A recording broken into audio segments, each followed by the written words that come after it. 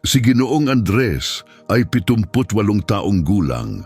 Nakatira siya mag-isa sa isang payak na bahay sa gilid ng bayan, napapaligiran ng mga punong tila nagbabantay sa kwento ng kanyang buhay. Bawat sulok ng bahay ay may alaala. Ang kusina ay may bahid pa rin ng amoy ng sopas na madalas lutuin ng kanyang asawa. Malapit sa bintana ay may isang larawang naka-frame ng kanyang anak na babae na ngayon ay nakatira na sa malayong lungsod. Tahimik ang kanyang mga araw, hindi nagmamadali, hinubog ng mga simpleng ritual, kape tuwing umaga, isang lumang radyo na marahang umaawit, at ang kanyang Biblia na ang mga pahina ay makinis na sa dami ng taon ng tapat na pagbabasa. Walang pagkakaiba ang araw na iyon sa ibang araw. Nilinis niya ang harapan ng bahay, inalagaan ang kanyang mga halaman at ginugol ang hapon sa pagbabasa ng mga awit. At gayunman may kakaibang pakiramdam sa hangin, isang katahimikang hindi pangkaraniwan, isang lalim na hindi maipaliwanag. Hindi ito napansin ni Andres. Umupo siya sa kanyang lumang upuang yari sa balat at itinakip ang kumot sa kanyang mga binti. Pumikit siya sandali at sa isang iglap lahat ay nagbago. 3:12 ng hapon nang biglang sumakit ang kanyang dibdib. Isang segundo lamang, isang malalim na hinga at pagkatapos wala na. Bahagya siyang dumilat, tila may hinahanap na hindi makikita sa loob ng silid. Lumambot ang kanyang katawan at nanahimik. Tahimik na dumating ang kamatayan, walang nakakita, walang huling salita, walang pamamaalam. Ngunit hindi tuluyang umalis si Andres. Natagpuan niya ang sarili sa gitna ng silid, nakatingin sa kanyang sariling katawan na nakaupo sa upuan. Nakatitig siya, hindi maunawaan ang kanyang nakikita. Hinipo niya ang kanyang mga braso, ang kanyang dibdib. Lahat ay parang naroon pa rin, ngunit may kakaiba. Wala ng sakit, wala na ang bigat ng katandaan. Isang kakaibang gaan lamang. Ano ang nangyayari? Ano na ang nangyari sa akin? Walang tunog ang kanyang boses. Hindi na ito dumadaloy sa hangin. Dahan-dahan siyang lumapit sa upuan at tiningnan ang katawan na may halong lambing at hindi makapaniwala. Siya iyon, ngunit hindi na siya iyon. Napuno ng luha ang kanyang mga mata, mga luhang hindi bumagsak at unti-unting lumubog sa kanya ang katotohanan. Tapos na ba? Wala na ba ako? Katahimikan ang sumagot, ngunit hindi ito walang laman na katahimikan. Parang may hinihintay, parang buhay ang paligid. Gumalaw ang kurtina na tila hinipan ng hangin kahit walang nakabukas na bintana. Unti-unting lumaganap ang isang banayad na liwanag sa silid. Hindi ito mula sa ilaw o sa araw, isa itong mainit, nakapaligid at nakaaaliw na sinag. May pumailan lang sa kalooban ni Andres, isang halo ng banal na takot at malalim na kapayapaan. Diyos, nariyan ka ba? Ano ang susunod? At pagkatapos, hindi bilang tinig, kundi isang katotohanang diretsyong inilagay sa kanyang espiritu ay kanyang naunawaan. Itinakda sa tao ang mamatay ng minsan at pagkatapos ay ang paghuhukom. Hindi ito sinabi ng malakas, ngunit tumimo sa kanyang kaluluwa. Wala itong paninisi, kundi katotohanan lamang. Lumuhod si Andres kahit sa hindi nakikitang anyo at nagsimulang umusbong ang mga alaala. Bawat desisyon, bawat sandali, bawat panalangin, bawat pagdududa. Mga panahong nadama niya ang Diyos at mga panahong lumayo siya. Hindi ito parusa, isa itong pagninilay. Dahan-dahan siyang tumindig. Wala ang takot, ngunit napuno siya ng paggalang. Walang babala, may anyo na biglang lumitaw sa harap niya. Maningning, maliwanag, binalot ng liwanag na tila buhay na apoy. Hindi ito pumasok sa silid, basta naroon ito. Napakalakas ng presensya nito. Nais magsalita ni Andres, ngunit hindi na kailangan ng mga salita. Andres, sabi ng anyo, tapos na ang iyong oras, nagsisimula na ang paglalakbay. Ibinaba ni Andres ang kanyang paningin. Wala ng sakit, wala ng hinanakit. Tanging katiyakan na totoo ang kawalang hanggan. At ang kanyang buhay sa kabila ng lahat ng tagumpay at pagkukulang ay simula pa lamang. Ang silid sa paligid niya ay nagsimulang magbago. Nananatiling nakikita ang kanyang sala, saglit pa, saka unti-unting naglaho tulad ng hamog. Kumupas ang mga kulay, lumambot ang mga tunog, parang lumuwag ang kapit ng panahon. Itinaas niya ang kanyang mga kamay, sa kanya pa rin ang mga ito, ngunit bahagyang kumikislap. Ang kanyang pisikal na katawan ay nanatiling nakaupo sa upuan, ngunit siya ay naging iba na. Nararamdaman niyang gumagalaw siya, hindi sa hangin kundi lampas dito, sa isang mas malalim na daan. Isang pagitan kung saan nagtatagpo ang makamundo at ang walang hanggan. Sa likuran niya, lumulutang pa ang mga aninag ng kanyang tahanan. Sa unahan, unti-unting nabuo ang isang pasilyo, hinabi mula sa liwanag at hiwaga. Hinipo niya ang kanyang mukha, naghahanap ng pag-unawa. Wala siyang bigat na naramdaman, wala ring kirot. Lahat ay bago sa pakiramdam, ngunit mas totoo kaysa sa anumang kanyang naranasan. Ito ba ang kaluluwa? Ako ba talaga ito? Sa paligid niya, nagsimulang lumitaw ang mga tagpo mula sa kanyang buhay, lumulutang na parang buhay na alaala. Siya bilang batang lalaki na tumatakbo habang nagpapalipad ng saranggula ang araw ng kanyang kasal. Ang pagsilang ng kanyang anak na babae, ang kanyang asawang nakangiti sa kusina. Hindi ito mga malalayong gunita para bang maaari niyang abutin. Pinalibutan siya ng mga ito at bagamat wala siyang luha, siya'y lumuha. At muli nagsalita ang tinig na hindi nakikita. Ipinasok ng Diyos ang walang hanggan sa puso ng tao, ngunit walang ganap na makakaunawa sa lahat ng kanyang ginawa. Nanginig si Andres. Bigla, lahat ay nagkaroon ng saysay. Ang kaluluwa ay hindi isang ideya, ito ang mas malalim na realidad. Ang kanyang kamalayan ay tila mas matalas, mas malinaw, mas buhay kaysa dati. Ngunit kasabay ng kaliwanagan ay dumating ang kalituhan. Bakit wala pa siya sa paraiso? Hindi ba't doon siya dapat magising? Paano kung hindi siya handa? Paano kung mali ang kanyang pinili? Sumugod ang mga tanong na parang palaso.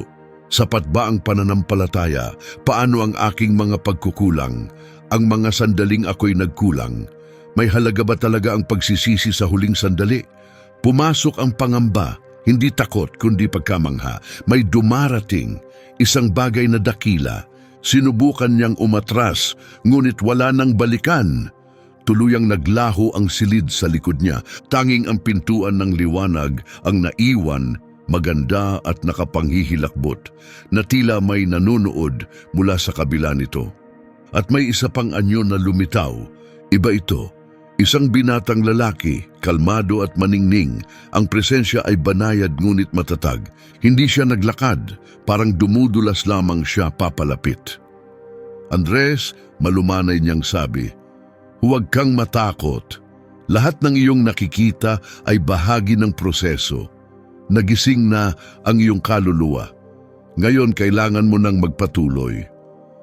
Magpatuloy? Tanong ni Andres. Papunta saan? Papunta sa katotohanan. Iniabot ng lalaki ang kanyang kamay. Inabot ito ni Andres. Agad siyang binalot ng kapayapaan na parang balabal. Hindi na siya ligaw. Alam niya, may gumagabay sa kanya. Habang sila'y lumalakad, unti-unting nawawala ang kanyang mga alinlangan. Napalitan ng pagkamangha ang kalituhan. Para itong unang paggising na parang ang buong buhay niya ay paghahanda lamang para sa sandaling ito. Lumingon siya minsan pa. Wala na ang kanyang tahanan, wala na ang kanyang katawan. Tanging ang kamalayan na siya'y nabuhay ang nanatili. At ngayon, siya'y tumatawid patungong kawalang hanggan. May bahagyang panginginig sa kanyang kaluluwa na tila mismong sansinukob ay sumasalubong sa kanya. Doon niya naunawaan, walang bahagi ng kanyang buhay ang walang saysay. Bawat sandali ay may bigat na walang hanggan. Ang naghihintay sa kanya ay hindi parusa, hindi rin gantimpala. Ito ay isang pagbubunyag at ito'y simula pa lamang. Nagpatuloy si Andres sa paglalakad, hawak pa rin ang kamay ng maningning na nilalang.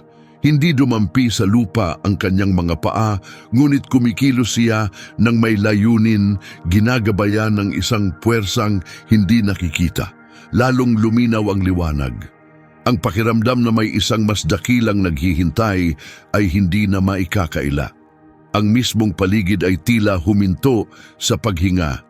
Bigla, huminto ang binatang anyo, binitiwan niya ang kamay ni Andres at tumabi. Sa harap niya may lumitaw na presensya, malawak, napakalakas, at kahangahangang hindi kayang ilarawan sa salita. Isang nilalang na nababalutan ng liwanag, tila pinaghalong apoy at tubig, langit at lupa na pinag-isa. Ang kanyang mga mata ay kumikislap na parang kidlat. Ang kanyang presensya ay nagdadala ng kapangyarihan at kapayapaan. Andres, wika ng nilalang, ako'y lingkod ng kataas-taasan. Ipinadala ako upang akayin ka sa bahaging ito ng paglalakbay. Kailangan mong makita, maunawaan at tandaan. Lumuhod si Andres, hindi sa pilitan kundi dahil wala siyang magawa kundi yumuko. Ikaw ba ay isang anghel? Mahina niyang tanong. Ako'y isang mensahero, marami kaming tulad ko, may mga nakikipaglaban sa digmaan ngayon. Ang iba, tulad ko, ay isinugo upang magpahayag. Ngayon, ikaw ay hinirang upang maging saksi. Itinaas ng anghel ang kanyang kamay. Mula sa kanyang palad ay nabuo ang isang bilog ng liwanag. Nang hipuin ito ni Andres, binalot siya ng mga pangitain. Hindi panaginip, kundi mga tunay na kaganapan. Nakita niya ang mga labang hindi nakikita na nagaganap sa paligid ng sangkatauhan. Mga sandaling siya'y pinrotektahan ng mga anghel nang hindi niya namamalayan ang aksidenteng kanyang naiwasan, ang sakit na hindi dumapo. Ang gabing siya'y nanalangin sa gitna ng pag-iisa at may presensyang tumabi sa kanya. Bumuhos ang pasasalamat mula sa kanyang kaluluwa. Kaya pala nandoon kayo noon? Hindi ako, sagot ng anghel, kundi yaong mga isinugo ng Panginoon. Bawat nananampalataya ay may bantay kahit hindi nila ito nakikita. Kailanman ay hindi iniiwan ng langit ang kanila. Nagbago ang pangitain. Nakita niya ang ibang kaluluwang tumatawid. Ang ilan ay dumaraan sa liwanag. Ang iba'y sa anino. May tinatanggap na may musika, may dumarating na may lungkot. Nauunawaan ko na, wika ni Andres. Bakit magkakaiba? Pagpili, sagot ng anghel. Ang buhay ay labanan, ang kawalang hanggan ay ang bunga. Ipinagkakaloob ang biyaya sa lahat, ngunit hindi lahat ay tumatanggap nito. Bawat kaluluwa ay pumapasok sa kawalang hanggan, dala ang mga pinili nito habang humihinga pa. Ramdam ni Andres ang bigat ng mga salitang iyon. Ang isip niya ay napunta sa mga mahal sa buhay na lumayo sa pananampalataya. Sumiklab ang takot at lungkot, ngunit kasabay nito ay isang munting pag-asa. May oras pa ba sila? Tanong niya. Meron pa, sagot ng anghel. Habang sila'y nabubuhay, ang awa ng Diyos ay walang hanggan, ngunit gayon din ang kanyang katarungan. Ito ang panahon ng sangkatauhan. At pagkatapos nito, dagdag ng anghel, ay dumarating ang panahon ng paghuhukom. Ipinatong niya ang kamay sa balikat ni Andres. Dumaloy sa kanya ang init na parang apoy, hindi sinusunog kundi naglilinis. Walang sakit kundi pagdadalisay. Naramdaman ni Andres na ang kanyang kaluluwa ay nililinis, na para bang ang lahat ng anyo ng katandaan, takot at kahinaan ay unti-unting nawawala. Ihanda mo ang sarili mo, wika ng anghel. Ang makikita mo ngayon ay ang hukuman. Huwag kang matakot. Ang hukom ay siya ring nagmahal hanggang sa krus. Tumango si Andres. Nanginig ang kanyang kaluluwa, ngunit nanatiling matatag. Alam niyang hindi siya naglalakad mag-isa. Bagamat siya ay puno ng pagkamangha, kasunod nito ay dumating ang kapayapaan. Ito ay hindi isang biglaang hatol, isa itong pagtatagpo sa katotohanan. Inakay siya ng anghel pasulong at muling nagbago ang paligid. Parang bumuka ang kalangitan at sa malayong abot tanaw ay may unti-unting lumilitaw ang lugar kung saan bawat kaluluwa ay magbibigay saysay sa kanyang buhay. Papalapit na ang paghuhukom. Sa harap ni Andres ay isang walang hanggang kalawakan, hindi bughaw o kulay abo, kundi isang buhay na timpla ng liwanag, apoy at kaliwanagan. Lahat ay tila buhay, walang lupa tulad ng sa daigdig, kundi isang landas na tila nakabitin, hinugis mula sa kaluwalhatian ng Diyos, ay nakaunat sa kanyang harapan. Bawat hakbang niya sa tabi ng anghel ay umuukil-kil sa banal na katahimikan, na para bang ang buong sansinukob ay nakikinig. Ang kanyang kaluluwa ay tumitibok, hindi sa takot, kundi sa kamalayang papalapit siya sa isang bagay na higit sa kanyang sarili. Doon niya naunawaan, siya ay papalapit sa paghuhukom, ngunit hindi bilang isang akusado. Ito ay isang bagay na lubos na naiiba. Isang halong bigat, pag-asa at malalim na paggalang ang bumalot sa kanya. Parang alam ng bawat bahagi ng kanyang pagkatao na siya'y malapit ng tumayo sa harap ng mismong katotohanan. Habang sila'y naglalakad, dumaan sila sa mga lugar na tinitirhan ng ibang nilalang, hindi tao, hindi hayop, kundi makalangit. May ilan na may pakpak, ang iba'y nagniningning na parang araw. Wala ni isa sa kanila ang tumingin kay Andres nang may paghatol. Ang kanilang mga mata ay puno ng pagkilala. Parang kilala na nila siya bago pa siya isinilang. Nanginig si Andres, sino sila? Mga saksi at lingkod, sagot ng anghel. Ang ilan ay nagtala ng iyong buhay, ang iba'y namagitan para sa iyo. Dito, walang bagay ang hindi napansin. Dumaan sila sa tila walang katapusang taguan, hilera-hilera ng liwanag na naglalaman ng mga sandali, salita, layunin at iniisip. May tahimik na kirot na sumibol sa dibdib ni Andres. Nandoon ang lahat, ang matuwid, ang durog, ang nakalimutan, maging ang mga tagong kaisipan ay tila nakaukit sa walang hanggang talaang iyon. Huwag mong katakutan ang mga nagawa mo, wika ng anghel. Ang katakutan mo lamang ay ang mga pagkakataong tumanggi kang magtiwala. Parang punya lang tumusok sa kanya ng mga salitang iyon. Nauunawaan niya, ang paghuhukom ay hindi lamang nakasentro sa pagkabigo, kundi sa kung tinanggap ba niya ang pagtubos. Ang krus ay hindi ibinigay para sa mga hindi kailanman nadapa, dagdag ng anghel, kundi para sa mga naniwalang maaari pa silang bumangon muli. Naalala ni Andres ang isang panalangin noong kabataan niya, isang gabing ramdam niya ang tunay na kapatawaran. Hindi katang-isip, hindi simbolo. Totoo, umakyat ang landas. Sa tuktok nito ay may nakatayong lagusan, hindi pisikal kundi maningning. Hindi ito masukat ni Andres, ngunit alam niyang iyon ang daan patungo sa lugar kung saan tanging ang walang hanggan ang may tinig. Ito ang daan patungo sa hukuman ng kataas-taasan, wika ng anghel. Walang tagapamagitan ang pumapasok doon, tanging ang aklat at ang buhay na salita. Mula rito, ikaw na ang magpapatuloy. Mag-isa? Mahina niyang tanong. Hinding-hindi, sagot ng anghel, ngunit kailangan mong tumayo bilang ikaw talaga, walang dahilan, walang pagtatanggol, ikaw lamang at ang katotohanan. Huminga si Andres, bagamat ang anyo niya ay hindi na nangangailangan nito. Nanginig ang kanyang kaluluwa, ngunit siya'y humakbang pa rin. Bawat hakbang ay umaalingaw-ngaw, dala ang bigat ng buong buhay niya. Sa isang saglit, parang narinig niya ang mga tinig ng mga minahal niya at ng mga nakasakit sa kanya. Parang gumuho ang oras papaloob. Ang buong buhay niya ay pumila sa kanyang likuran, gaya ng tapat na anino. At saka may hindi inaasahang nangyari. Nakarinig siya ng musika, hindi mula sa mga instrumento, kundi mula sa mga tinig. Mga wikang hindi niya nauunawaan, ngunit naintindihan ng kanyang kaluluwa. Isa itong pagsamba, isa itong paghahanda. Nang marating niya ang lagusan, hindi ito bumukas. Ito'y natunaw. Parang kinilala siya nito. parang ang kanyang kaluluwa ay may tatak na binabasa ng langit. Binalot siya ng liwanag. Hindi siya pinabulag, pinaliwanag siya, pinailawan siya mula sa loob.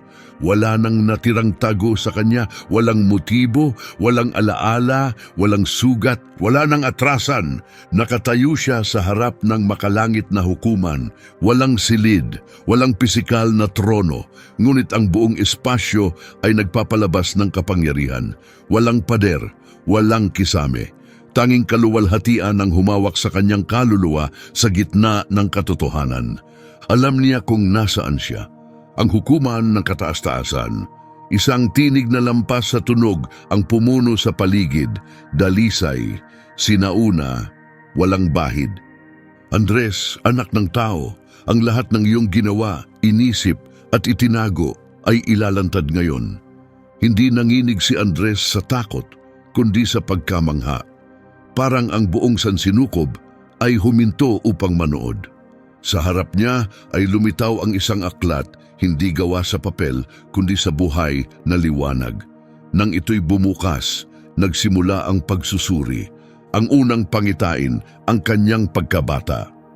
Nakita niya ang sarili bilang isang munting bata umiiyak sa pagkamatay ng kanyang ina, ang pag-iisa, ang kirot. At pagkatapos, ang unang beses na nadama niyang nakikinig ang Diyos. Isang payak na panalangin mula sa puso ng isang bata na hanggang ngayon ay umaalingaw-ngaw sa kawalang hanggan.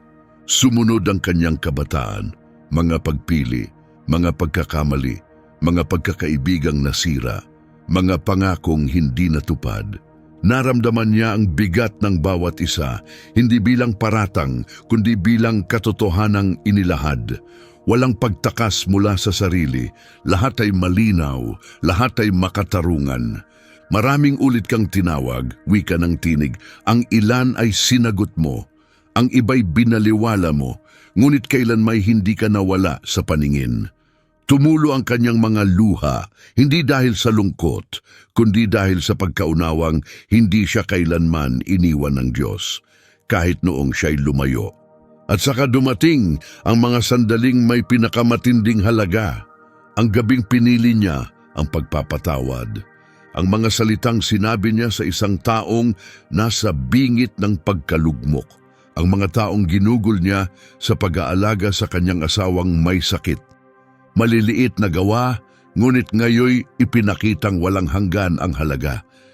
Nakita niya ang mga taong naimpluwensyahan niya nang hindi niya alam, mga salitang nagbago ng buhay, kabutihang loob na bumaligtad ng kapalaran. Sa kaharian ng Diyos, walang nasasayang.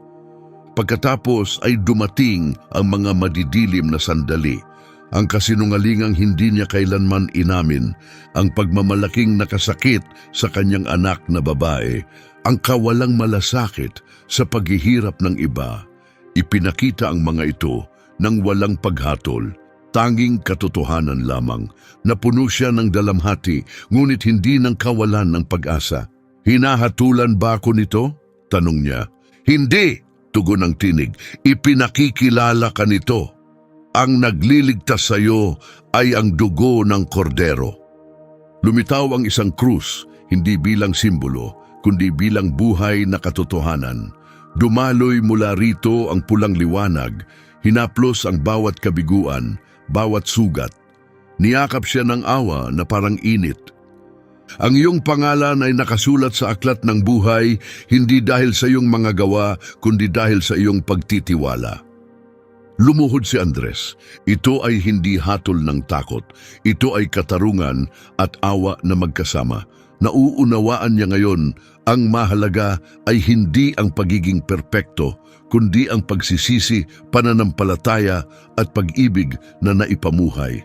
At naalala niya ang mga salita ni Jesus, ang nakikinig sa aking salita at sumasampalataya sa Kanya na nagsugo sa akin ay may buhay na walang hanggan.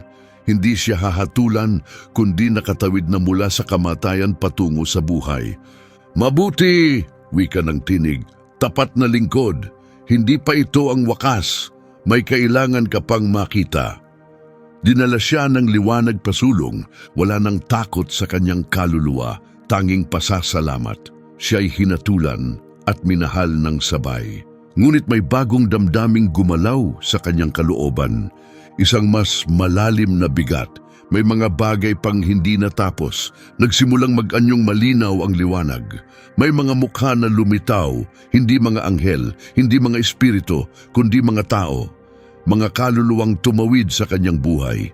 Ang ilan ay malapit, ang ilan ay malayo, ang ilan ay halos nakalimutan na. Ang una ay ang kanyang ama. Ibinaba ni Andres ang kanyang paningin, naalala ang mga pagtatalo, ang pagmamalaki, ang mga paghinging tawad na hindi nasambit. Walang sinabi ang kanyang ama, tumingin lamang sa kanya. Hindi may galit, kundi may lungkot na isinilang mula sa nasirang pagmamahal.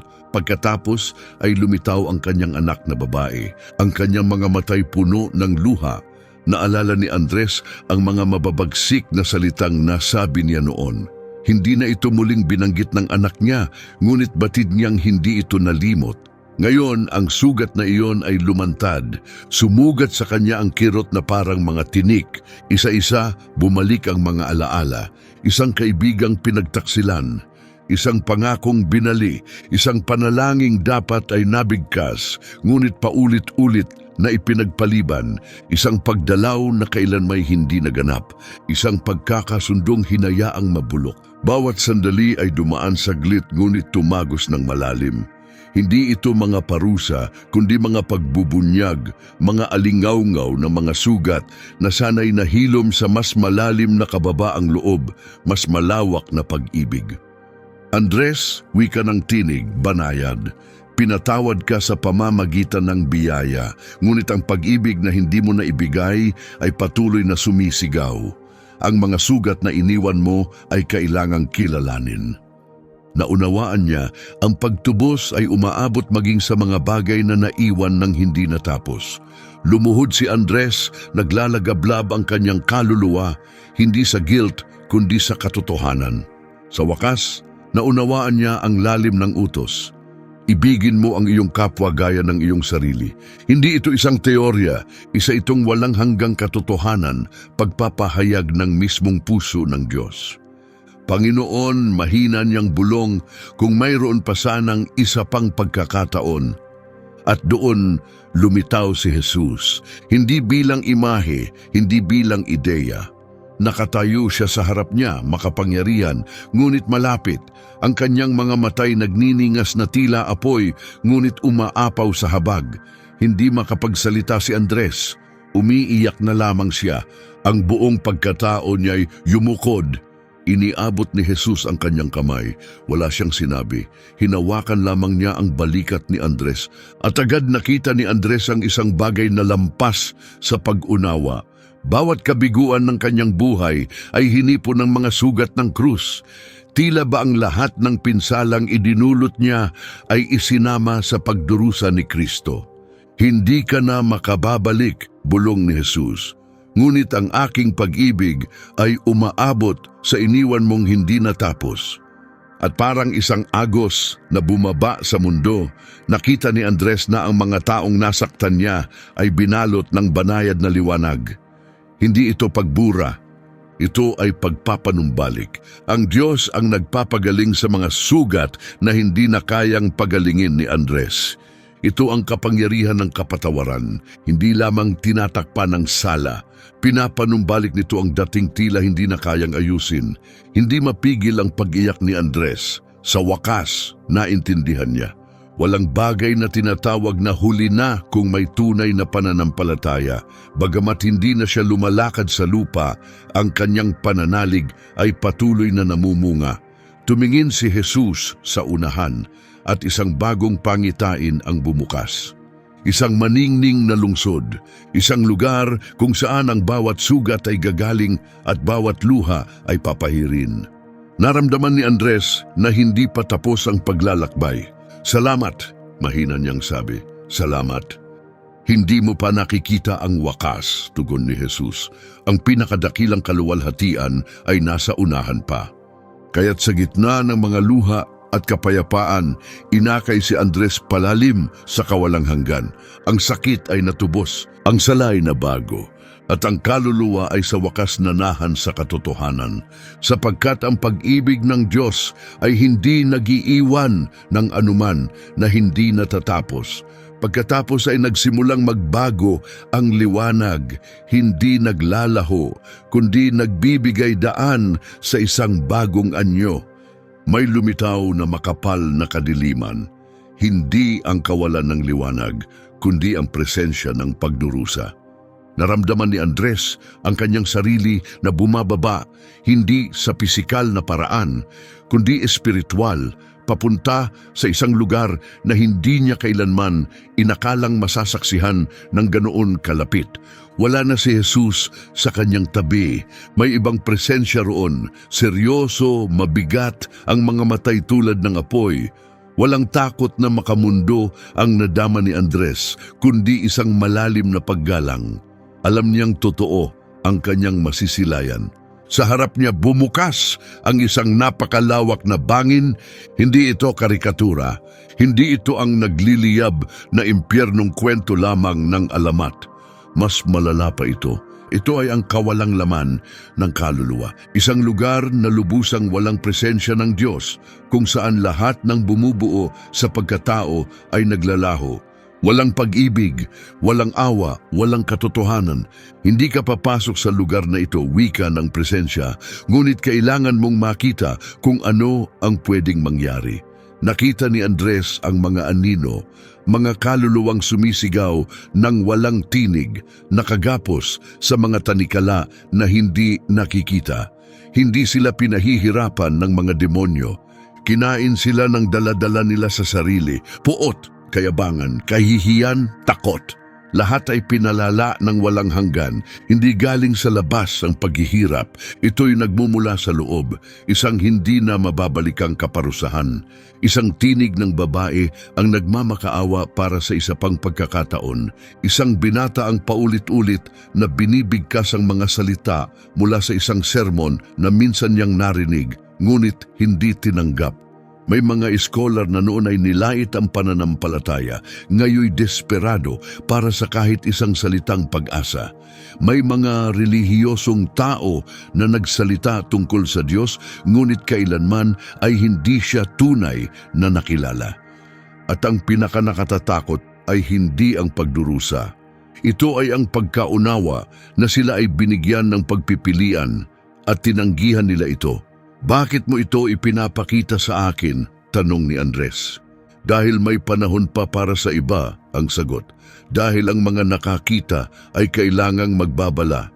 Marami ang tumatanggi sa lugar na ito, ngunit ang pagtanggi ay hindi nagbubura ng katotohanan. Bawat iyak ay tumagos sa kaluluwa ni Andres. Hindi na niya sila maililigtas, ngunit maaalala niya sila. Maaari niyang ipagsabi ang katotohanan. Ang impyerno ay hindi kawalang katarungan. Ito ay makatarungan at nakapipinsala. Pagkatapos ay may nakita siyang mas madilim pa. Isang lugar na walang iyak, walang sakit, tanging katahimikan na nauunawaan ni Andres. Ito ay walang hanggang kawalan. Mga kaluluwang tumanggi sa lahat hanggang sa huli.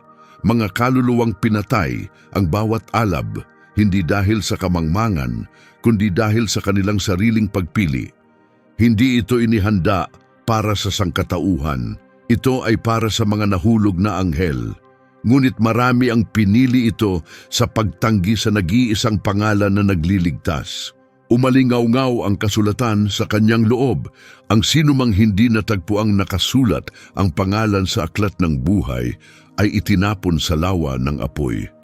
Bumagsak si Andres, hindi para sa kanyang sarili, kundi para sa mga buhay pa. Habang siya'y bumabagsak, naglaho ang pangitain, nagsara ang bangin, umatras ang kadiliman.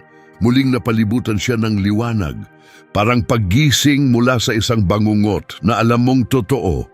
Ngayon niya naintindihan kung bakit mahalaga ang krus, kung bakit ang biyaya ay panangga, kung bakit ang pagsisisi ay para sa mga buhay. Makikita ko ba ito muli? Tanong niya. Hindi, ang sagot. ngunit kailanman ay hindi mo ito malilimutan. Isang apoy ang sumiklab sa kanyang kalooban. Kung ikukuwento man ang kanyang karanasan, hindi niya pagagaanin ang katotohanan ito. Totoo ang impyerno at kailanman ay hindi titigil ang kanyang kaluluwa sa pagbababala sa iba. Yumakap sa kanya ang liwanag na parang kaginhawaan mismo. Tila nilinis at ibinalik ng langit ang kanyang buong pagkatao. Nararamdaman niyang siya'y umaangat, pinalakas, pinanibago. Hindi siya naglalakad, hindi rin lumilipad. Siya ay inaangat, walang salitang sapat upang ilarawan ang sumunod. Walang mga kulay, tanging kaluwalhatian, walang tunog, tanging pagkakaisa. Lahat ay tumitibok ng buhay na nakasentro sa isang presensya, ang Diyos. Sa harapan niya ay lumalawak ang isang lambak na tila kristal. Sa malayo'y naroroon ang isang ginintuang lungsod. Ang mga pader nito ay tila likidong apoy. Ang mga tarangkahan ay mas maliwanag pa sa araw.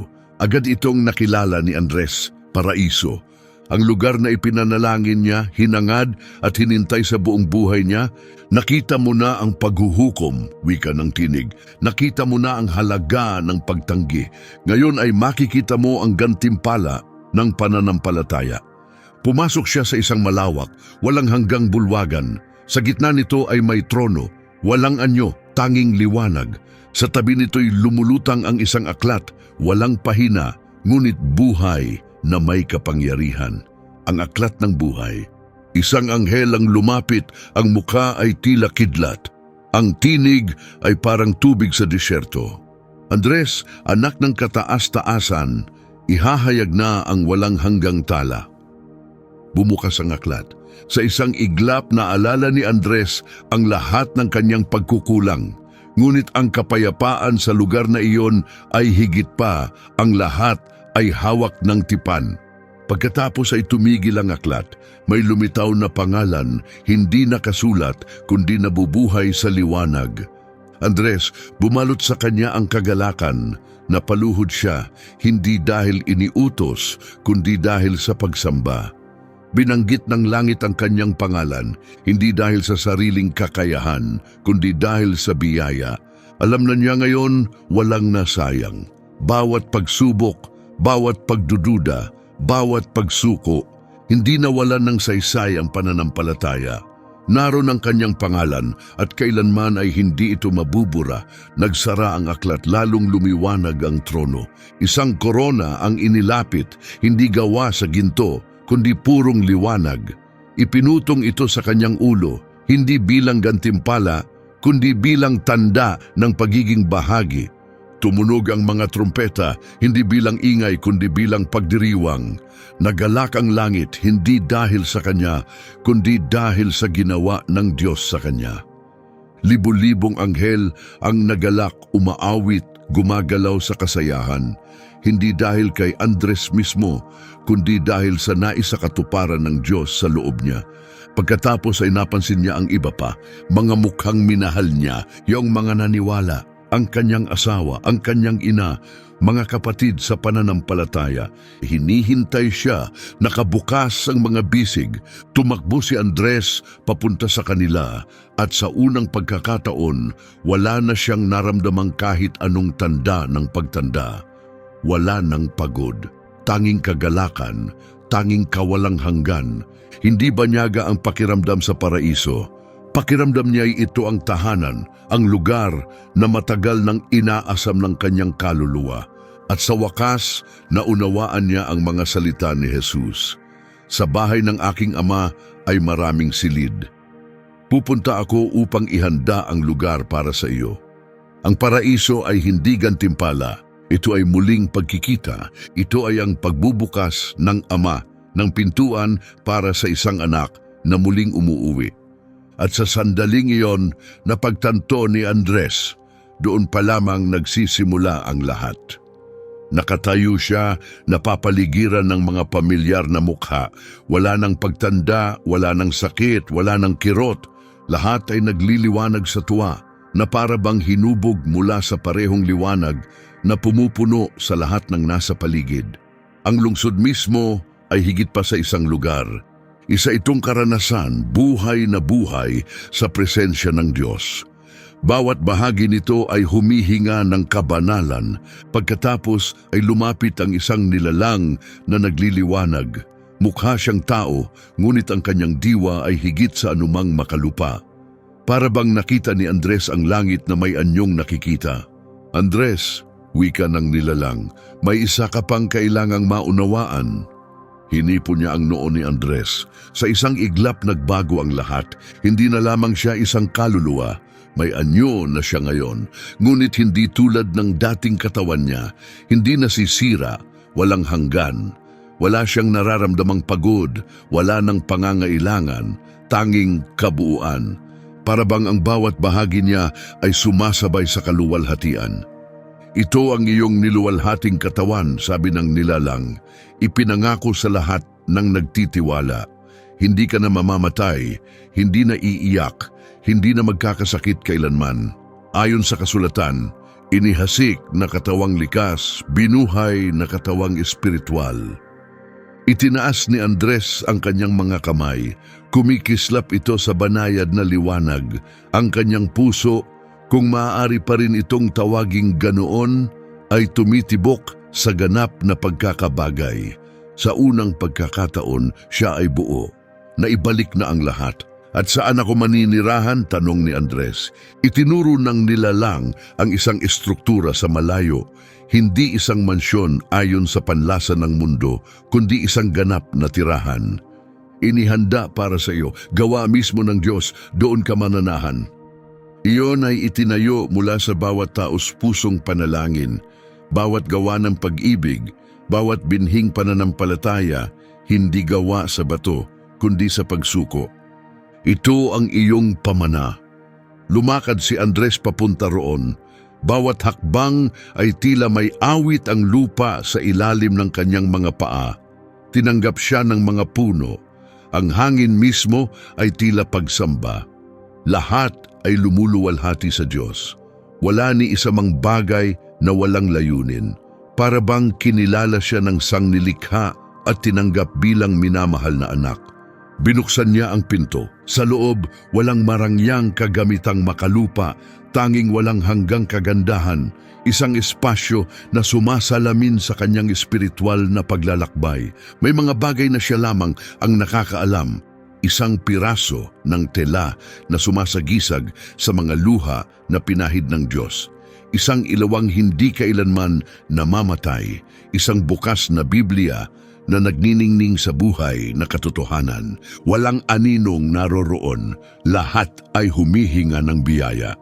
Higit sa lahat may kapayapaan, hindi kapayapaang nakadepende sa sitwasyon, kundi ang mismong kapayapaan ng Diyos na pumupuno sa lugar. Hindi kailangang hanapin ang kapahingahan, ito ay basta na lang pinapasok. Dito ka magpapahinga, dito ka mananahan, walang katapusan, tanging kaluwalhatian sa kaluwalhatian. Dito niya matutuklasan ang mga lihim na bunga ng kanyang pananampalataya, ang ani ng kanyang mga panalangin, ang alingaw-ngaw ng kanyang pagsunod. Humiga si Andres, hindi upang matulog, kundi upang manahan. Hindi na siya pinipilit ng oras. Wala ng sakit ang nakaraan.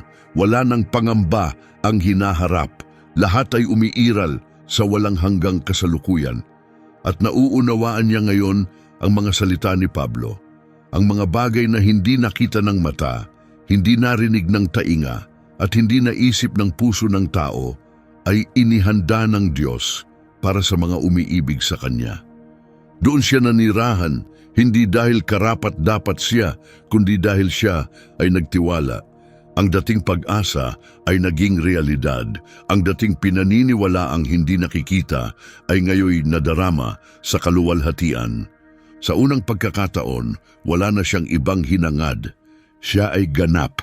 Habang nagpapahinga siya sa kanyang tirahan, may isa pang presensya ang lumapit. Isang matanda na nababalutan ng liwanag.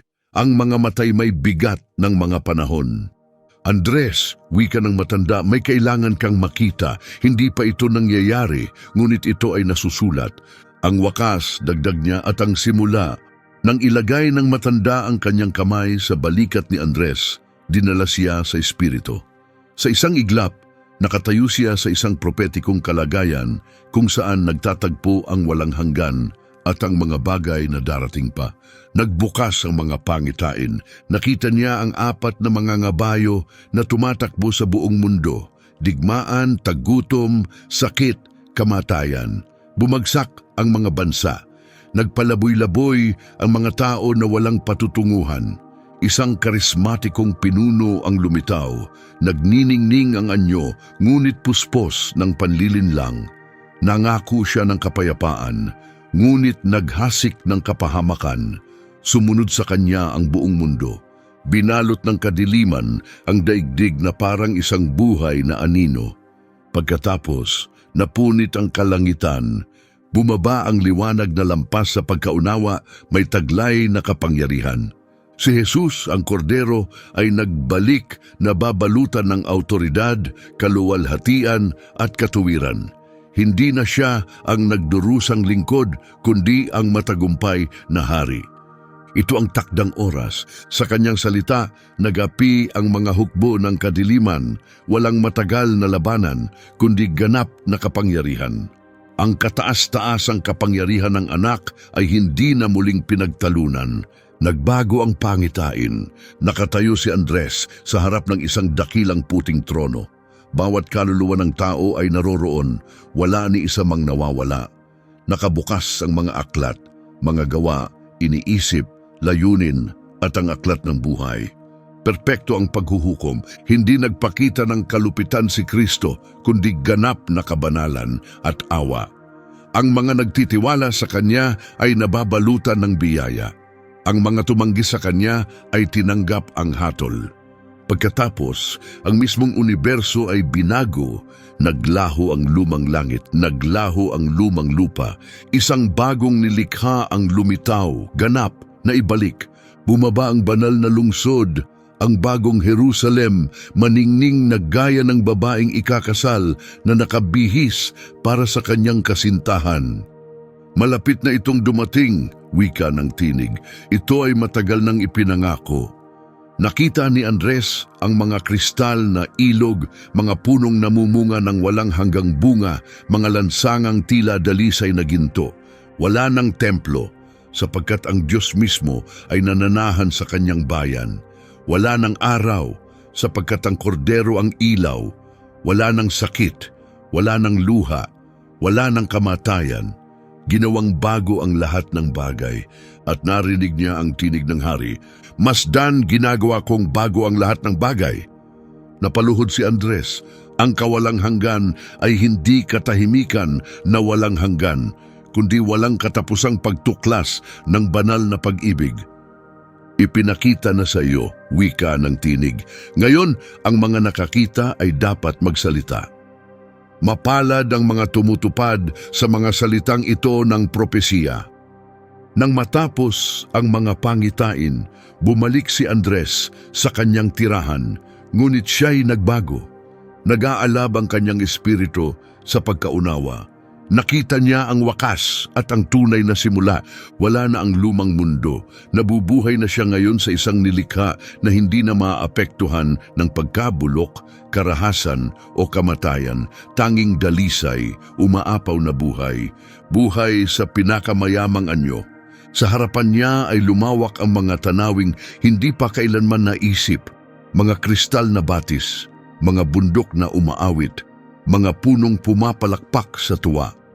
Ang sangnilikha ay sa wakas ay nagpahinga. Ito ang walang hanggang tahanan, inihanda bago pa nagsimula ang panahon. Muling lumitaw ang maningning na tagapaggabay. Tumingin si Andres sa kanya at sa mundo sa kanyang paligid, halos hindi makapaniwalang totoo ito. Ngunit totoo ito, hinipo niya ang lupa. Siya ay nabubuhay sa loob nito. Hindi na gumagalaw ang oras gaya ng dati. Nagsimula na ang kawalang hanggan. Wala ng mga oras, wala ng papalit-palit na panahon. lahat ay umiiral sa walang hanggang kasalukuyan, buo ang buhay, buo ang realidad. Hindi na galing sa mga pangyayari ang kagalakan, kundi mula sa walang patid na kalapitan ng Diyos. Ang kanyang presensya ay pumupuno sa lahat, saan mang dako. Ang kawalang hanggan ay hindi na ideya, ito na ay isang karanasang isinasabuhay. Bawat sandali, kung maaari pa itong tawaging ganoon, ay nagdadala ng bagong pahayag at paghanga.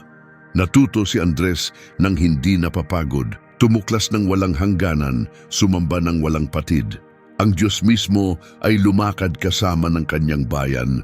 Ang kanyang kaluwalhatian ay hindi nakakasakit. Ang kanyang liwanag ay hindi nagsusunog.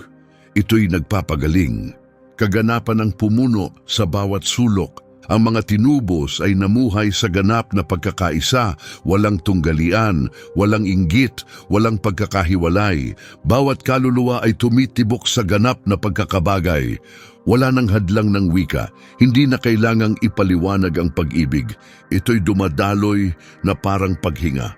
Sa gitna ng lahat ng kagandahang ito, natuklasan ni Andres ang mas malalim na bagay, layunin, walang nakatayo lang na walang ginagawa. Bawat kaluluwa ay may dalang makahulugang gawain, bawat tungkulin ay isang anyo ng pagsamba. May mga umaawit ng papuri, may mga nag-aalaga ng mga hardin na hindi kailanman nalalanta. May mga nagbabahagi ng karunungang hinubog sa kanilang buhay sa lupa. Bawat gawa ay ganap, bawat kilos ay banal. Ang kawalang hanggan ay hindi pagkabagot o pagkabahala. Ito ay kapuspusan na walang hangganan, walang natatapos doon. Lahat ay patuloy na lumalawak. Ngumiti si Andres. Sa wakas, ganap niyang naunawaan. Ang langit ay hindi walang hanggang pagre-retiro. Ito ang katuparan ng bawat pagnanasa na minsang nanahan sa kanyang puso. Ang kanyang kaluluwa ay hinubog para sa lugar na ito.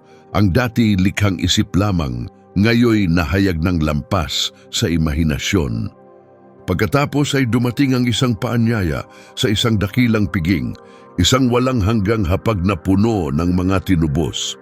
Sa gitna nito'y nakaupo ang kordero mismo, si Jesus, nagniningning sa maharlikang kadakilaan at pag-ibig.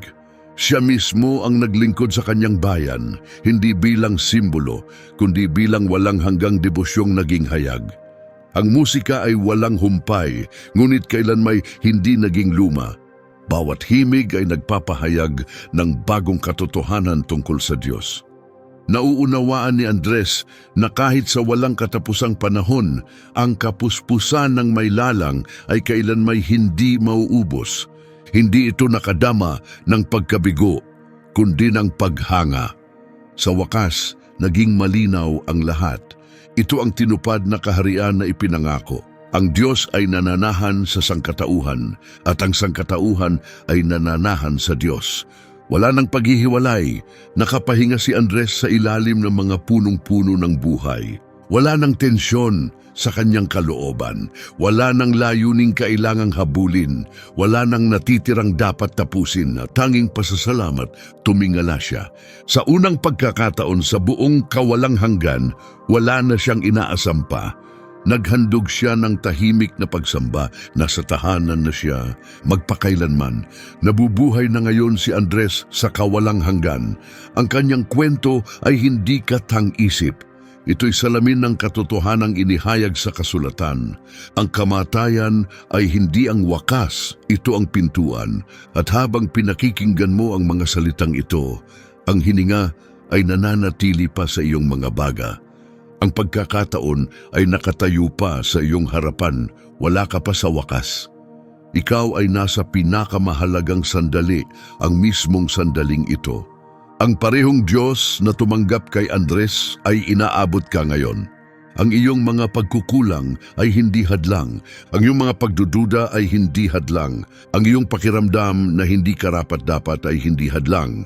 Walang sino mang nakakamit ang kawalang hanggan sa sariling galing. Ang biyaya ay tumatanggap sa lahat ng handang lumapit. Si Jesus mismo ang nagsabi, "Ako ang muling pagkabuhay at ang buhay. Ang sinumang sumasampalataya sa akin, kahit siya'y mamatay, ay mabubuhay.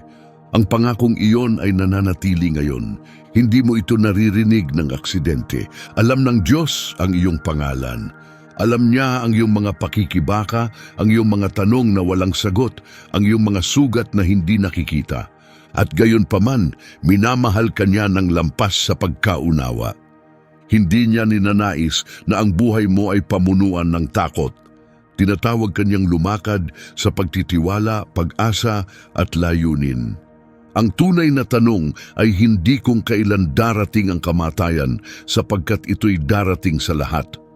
Ang tunay na tanong ay, saan ka naroroon kapag dumating na ito? Nakasulat ba ang iyong pangalan sa aklat ng buhay? Tatanggapin ka ba sa yakap ng Ama? O mananatiling hiwalay sa tanging pinagmumulan ng tunay na buhay? Ang paraiso ay hindi isang marupok na pantasya. Ito ay isang ipinangakong realidad para sa lahat ng nagtitiwala. Ang kawalang hanggan ay hindi nagsisimula kung kailan lang. Nagsisimula ito sa isang pasya, ngayon, hindi bukas. Ngayon, tulad ni Andres, maaari kang lumakad patungo sa walang hanggan ng may kumpiyansa, pag-asa at katiyakan. Totoo ang langit, totoo ang paghuhukom. Ngunit higit sa lahat, ang pag-ibig ng Diyos ay mas malalim kaysa sa alinman sa dalawa. Ibinigay ng Ama ang kanyang anak upang hindi ka mapahamak, kundi magkaroon ng buhay na walang hanggan. Ang pasya ay nasa iyo. Salamat sa iyong pananatili hanggang dulo. Bawat pakikipag-ugnayan ay tumutulong sa mensaheng ito na umabot sa iba pang naghahanap. Kung nakausap nito ang iyong puso, isaalang-alang ang pagsuporta sa channel sa pamamagitan ng pag-like, pag-subscribe o pagbabahagi nito sa isang taong kailangan ng pag-asa. At kung nais mo, isulat mo ito sa mga komento. Panginoon, turuan mo akong makita ang lampas sa mga panandalian. Hanggang sa muli, naway palibutan ka ng masaganang pagpapala. Amen?